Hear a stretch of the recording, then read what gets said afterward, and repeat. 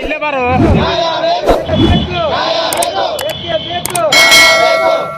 ಎಲ್ಲಿವರೆಗೆ ಹೋರಾಟ ಹೋರಾಟ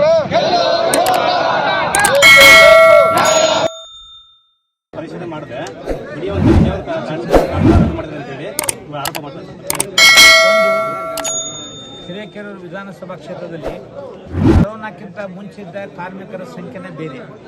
ಕರೋನಾ ನಂತರ ಬಹಳಷ್ಟು ಜನ ಕಾರ್ಮಿಕರಾಗಿ ತಮ್ಮ ಹೆಸರನ್ನು ನೋಂದಣಿ ಮಾಡಿಕೊಂಡರು. ಅದು ಸಹ ಸುದ್ದಿ ಆದಂಥ ಸಂದರ್ಭದಲ್ಲಿ ನೈಜ ಕಟ್ಟಡ ಕಾರ್ಮಿಕರಿಗೆ ಅದು ಮುಖ್ಯನ ಉದ್ದೇಶದಿಂದ ಸರ್ಕಾರ ಹಾವೇರಿ ಜಿಲ್ಲೆಯಲ್ಲಿ ಅಥವಾ ಒಂದೇ ಪಟ್ಟಿಗೆ ಸಿಕ್ಕಾಪಟ್ಟೆ ಏರಿಕೆ ಆಗಿದ್ದನ್ನು ಗಮನಕ್ಕೆ ತಂದು ಅದಕ್ಕೊಂದು ಅವಕಾಶ ನೈಜ ಕಾರ್ಡ್ಗಳನ್ನು ಪತ್ತೆ ಮಾಡಿ ಯಾರು ಅನರ್ಹರಿದ್ದಾರ ಅವರು ತೆಗಿಬೇಕು ಅನ್ನೋದಕ್ಕೆ ಒಂದು ಪ್ರಾರಂಭ ಮಾಡಿ ಈಗಾಗಲೇ ಅದನ್ನು ಚಾಲನೆ ಬಿಟ್ಟಿದೆ. ಬಟ್ ನಮ್ಮ ಉದ್ದೇಶ ನೈಜ ಕಟ್ಟಡ ಕಾರ್ಮಿಕರಿಗೆ ಈ ಒಂದು ಪ್ರಯೋಜನ ಸಿಗಬೇಕು. ಆ ಉದ್ದೇಶಕ್ಕೆ ಈಗ ಒಂದು ಕಾರ್ಮಿಕ ಇಲಾಖೆ ತನ್ನ ಕೆಲಸವನ್ನು ಇವತ್ತು ಪ್ರಾರಂಭ ಮಾಡಿದೆ. ನಾನು ಈಗಾಗಲೇ ಅವರಿಗೆ ಸೂಚನೆ ಕೊಟ್ಟ ಹಾಗೆ ಈಗ 5974 ಜನ ಅರ್ಹರು ಅಂತ ಏನವರು ಪಟ್ಟಿಯನ್ನು ಮಾಡಿದ್ದಾರೆ.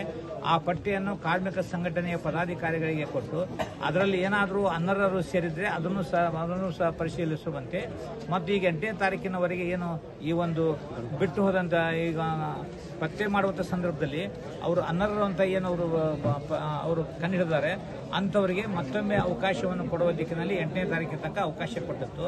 ಅದನ್ನು ಇನ್ನೂವರೆಗೂ ಮುಂದುವರಿಸಿ ಅವರು ಸಂಪೂರ್ಣವಾಗಿ ಅವರ ಅರ್ಜಿಯನ್ನು ಸ್ವೀಕಾರಗಳು ಮಾಡಿದ ಮೇಲೆ ಆ ಒಂದು ಅರ್ಜಿಗಳನ್ನು ಮತ್ತು ಈ ಅರ್ಹ ಆದಂಥರ ಬಗ್ಗೆ ಏನಾದರೂ ಅದರಲ್ಲಿ ಅನರ್ಹರಂಥ ಸಂಘಟನೆಗಳು ಏನಾದರೂ ತೋರಿಸಿಕೊಟ್ಟ ಸಂದರ್ಭದಲ್ಲಿ ಅವೆರಡೂ ಪಟ್ಟಿಯನ್ನು ಸಹ ಮತ್ತೊಮ್ಮೆ ಕಾರ್ಮಿಕ ಅಧಿಕಾರಿಗಳು ಕೂತ್ಕೊಂಡು ಪರಿಶೀಲನೆ ಮಾಡಿ ಅತ್ಯಂತ ಯೋಗ್ಯ ಲೇಬರ್ಗೆ ಕಾರ್ಡ್ ಕೊಡುವಂಥ ಒಂದು ಮುಂದುವರಿಸುವಂಥ ವ್ಯವಸ್ಥೆಯನ್ನು ಮಾಡಲಿಕ್ಕೆ ಒಂದು ಸೂಚನೆ ಕೊಟ್ಟಿದ್ದೀನಿ.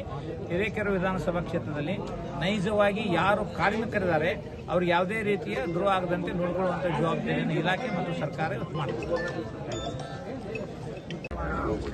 ಅನೇಕ ಸಮಸ್ಯೆಗಳನ್ನು ಇಲಾಖೆ ಮತ್ತು ಸರ್ಕಾರಕ್ಕೆ ತರುವಂತ ಒಂದು ಪ್ರಯತ್ನವನ್ನು ಇವತ್ತು ತಾವು ಮಾಡಿದಿರಿ. ಬಹುಶಃ ಈ ಸಮಸ್ಯೆ ಪ್ರಾರಂಭ ಆಗಿ ಸುಮಾರು 3-4 ತಿಂಗಳಾಗಿದೆ. ಬಹುಶಃ ಅನೇಕ ಬಾರಿ ತಾವು ಕಾರ್ಮಿಕ ಸಚಿವರಾದ ಸಂತೋಷ್ ಲಾಡ್ ಜೊತೆಗೂ ಸಹ ತಾವು ಈ ಬಗ್ಗೆ ಚರ್ಚೆಯನ್ನು ತಾವು ಮಾಡಿದ್ರಿ. ಬಹುಶಃ ಎಲ್ಲೋ ಒಂದು ಕಡೆ ಹಾವೇರಿ ಜಿಲ್ಲೆಯಲ್ಲಿ ಅನಧಿಕೃತ ಕಾರ್ಮಿಕ ಕಾರ್ಡ್ಗಳು ಹೆಚ್ಚಿಗೆ ಆಗಿ ಬಂದಿವೆ ಅನ್ನೋ ಒಂದು ಆರೋಪದ ಅಡಿಯಲ್ಲಿ ಅದನ್ನು ತನಿಖೆ ಮಾಡಿಸಬೇಕು ಅನ್ನೋ ಉದ್ದೇಶ ಇತ್ತು. ಬಟ್ ಉದ್ದೇಶ ಸರಿ ಇದೆ. ಉದ್ದೇಶ 27 ಒಂದೇ ಪಟ್ಟಿಗೆ 17,000 ಕಾರ್ಡ್ ಜಾಸ್ತಿ ಆದಂತ ಸಂದರ್ಭದಲ್ಲಿ ಅದನ್ನ ತಡೆಯುವಂತ ದಿಕ್ಕಿನಲ್ಲಿ ಒಂದು ವಿಚಾರಣೆ ಆಗಬೇಕಾಗಿತ್ತು. ಅದು ಎಲ್ಲರಿಗೂ ಒಳ್ಳೇದೇ. ಬಹುಶಃ ತಾವು 27,000 ಕಾರ್ಡ್ ಇರಲಿ ಅನ್ನೋದಾದ್ರೆ ಬಹುಶಃ ನೈಜ ಕಟ್ಟಡ ಕಾರ್ಮಿಕರಂತೂ 100ಕ್ಕೆ 100 ತೊಂದರೆ ಆಗುತ್ತೆ. ಅದ್ರ ಬಗ್ಗೆ ಎರಡನೇ ಪ್ರಶ್ನೆ ಇಲ್ಲ.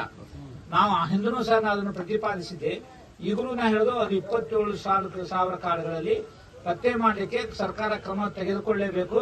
ಪತ್ತೆ ಮಾಡುವಂತ ಸಂದರ್ಭದಲ್ಲಿ ಮತ್ತೇನಾದ್ರೂ ತೊಡಕುಗಳಾದ್ರೆ ಅನ್ಯಾಯಗಳಾದ್ರೆ ನಿಜವಾದ ಕಟ್ಟಡ ಕಾರ್ಮಿಕರಿಗೆ ಅನ್ಯಾಯ ಆದ್ರೆ ಅದನ್ನು ಸರಿದೂಗಿಸಬೇಕಾಯಿತು ಸರ್ಕಾರದ ಮತ್ತು ಅಧಿಕಾರಿಗಳ ಕರ್ತವ್ಯ.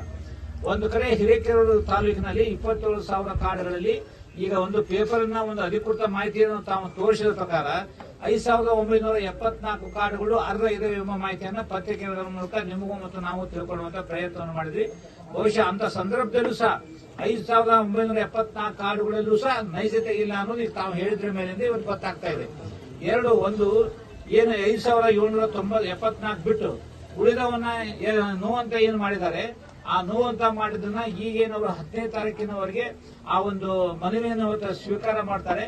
ಆ ಸ್ವೀಕಾರ ಮಾಡೋದು ಒಂದೇ ಕೆಲಸ. 10ನೇ ತಾರೀಕು 5,974 ಸಹ ಮತ್ತೆ ಅಧಿಕೃತವಾಗಿ ಅವುಗಳನ್ನ ಸತ್ಯಾಸತ್ಯತೆಯನ್ನು ಪರಿಶೀಲನೆ ಮಾಡೋದು ಎರಡು ಕೆಲಸ ಈ ಡಿಪಾರ್ಟ್ಮೆಂಟ್ಗೆ. ಒಂದು 5,794 ನೈಜತೆಯನ್ನು ಚೆಕ್ ಮಾಡಬೇಕು.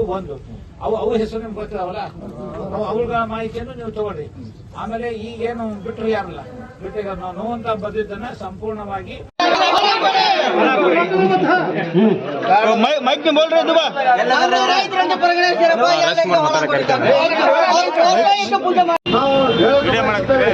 ಮತ್ತು ಕಟ್ಟಡ ಕಾರ್ಮಿಕರು ಇವತ್ತು ಕೆಲಸ ಎಲ್ಲ ಬಿಟ್ಟು ಇವತ್ತು ಈ ಸರ್ಕಾರಕ್ಕೆ ತಿಳಿಸಲಿಕ್ಕೆ ಬಂದಿದ್ದಾರೆ. ನಮ್ಮನ್ನು ಕಟ್ಟಡ ಕಾರ್ಮಿಕರಿಗೆ ಉಗ್ರ ಹೋರಾಟ ಮಾಡೋದಕ್ಕೆ ಬೆಂಗಳೂರಿ ದಯವಿಟ್ಟು ಎಲ್ಲರೂ ವಿನಂತಿಸಿಕೊಳ್ಳುತ್ತೇನೆ ಎಂದು ಜೈ ಕರ್ನಾಟಕ ಮಾತೆ.